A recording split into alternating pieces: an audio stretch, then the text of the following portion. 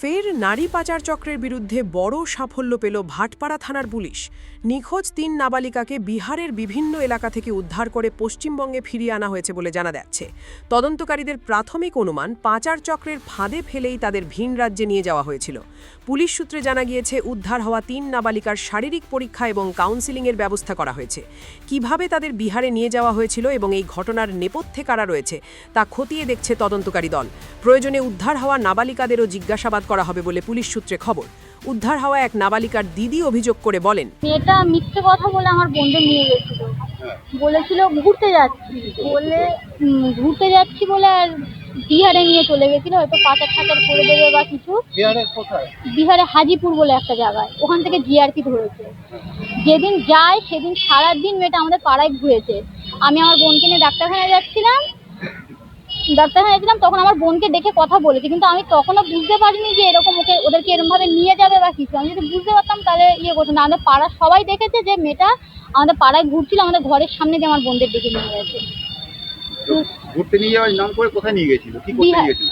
মেয়েটা বাজে কাজ করে, তো ওই জন্যই এখন ও কি জন্য নিয়ে গেছে।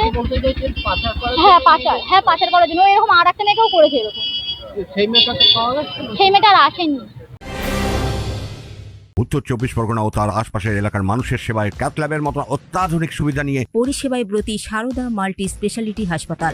একই ছাদের তলায় মানুষ সাধারণ চিকিৎসা থেকে শুরু করে 24 ঘন্টা cath lab, MRI, CT scan, এনআইসিইউর মতো সুবিধা এবার থেকে পেয়ে যাবেন সারদা মাল্টি স্পেশালিটি হাসপাতালে। প্রয়োজনে যোগাযোগ করুন 033-2592-0730, 2593-0730, 2593-3562 ও 9331275635 নম্বরে। আমাদের ঠিকানা Royal Park, Kalyani Expressway, Barrackpore, Kolkata ৭,১২১। সারদা মাল্টি স্পেশালিটি হাসপাতাল, পরিষেবাই হোক আমাদের মূল লক্ষ্য। এদিকে ঘটনায় প্রতিক্রিয়া জানিয়ে সাহিত্যিক দীপঙ্কর মজুমদার বলেন, এদের হয়তো বড় টাকার একটা অ্যামাউন্ট দিয়ে একটা কিছু করা হবে, বা তোমাদের ভালো চাকরি বা তোমাদের ভালো কোনো একটা ব্যবস্থা হবে, এরকম একটা কোনো টোপ ছিল।